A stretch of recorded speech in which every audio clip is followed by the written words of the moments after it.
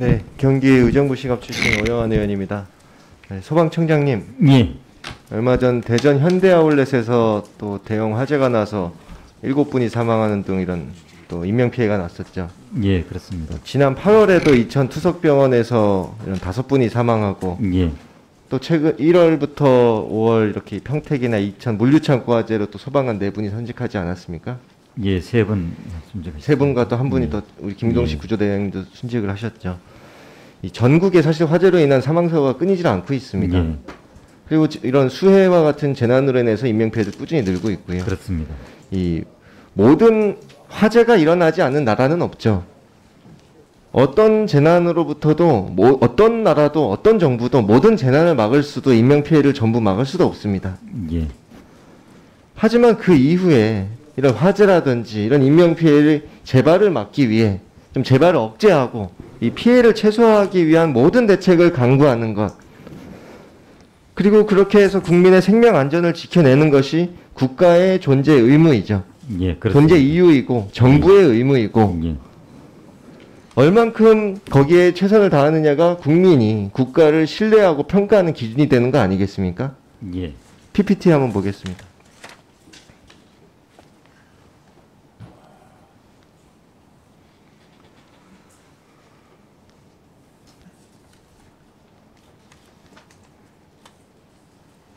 밀양 세종병원을 들어주세요.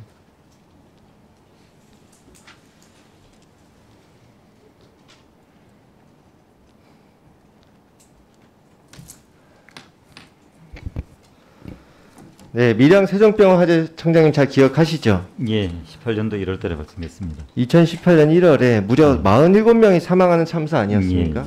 이후에 어떤 대책을 마련됐는지 한번 말씀해 주십시오. 화재 특별 조사를 전적으로 실시했고요. 제천 화재 이후 그리고 여러 가지 청장님, 법을 개정했고, 우선 이 밀양 세종병원과 관련해서는 대통령 소속으로 청와대 예, 범정부 TF를 만들었죠.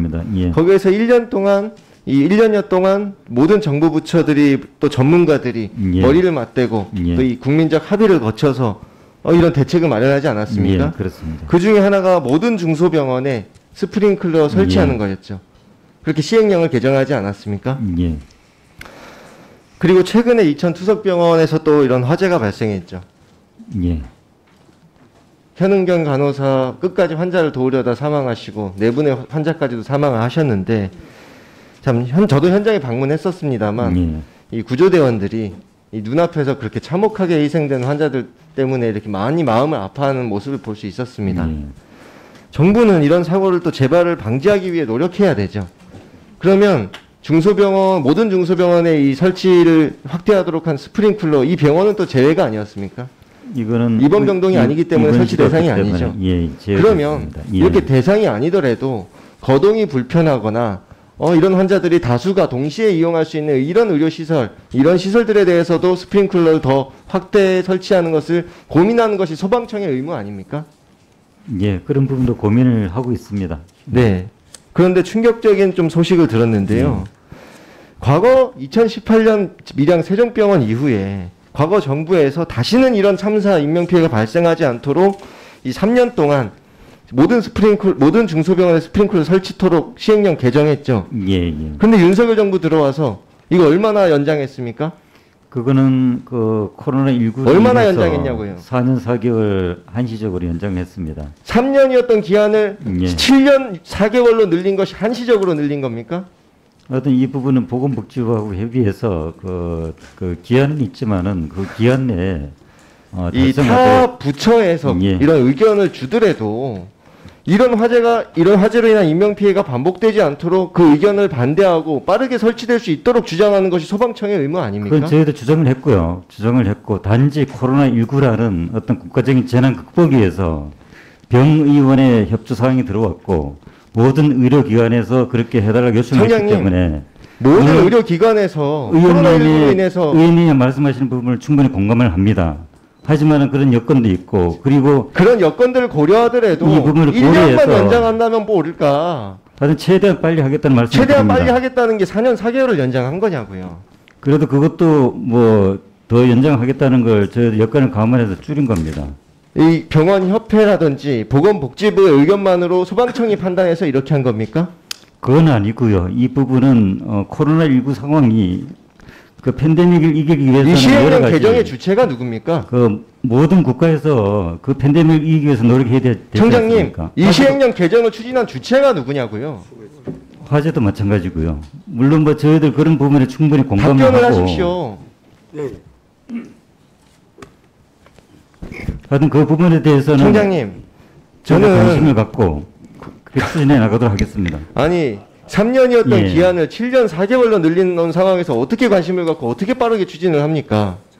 예? 그 부분도 먼저 번에 사실 행안부 장관님께서 저희들한테 이 부분을 타 부처 의견, 타 협회 이런 의견들이 압박이 있더라도 어디 강압적으로 지시를 받거나 압력을 받으신 거 아니잖아요. 그러니까 그런 부처들의 의견을 존중은 저희들도 하되 나름대로 고민을 한 부분이고요. 장장님. 이 부분은 의원님께서 염려하시는 만큼 저희들도 걱정하고 있기 때문에 이런 모습을 예. 보려고 소방청 독립을 그렇게 주장하고 추진을 했었는지 이건 회의감이 느껴질 지경입니다. 이 소방청의 존재 이유가 뭡니까? 국민의 이런 인명피해 이런 것들을 최소화하기 위한 노력의 이 선봉의 서라고 소방청을 독립시킨 거 아닙니까? 그렇죠. 그 부분 충분히 그럼 알고 완전 있고 거꾸로 가고 있어요. 거꾸로 간다고 그렇게 표현하시면 안 되죠.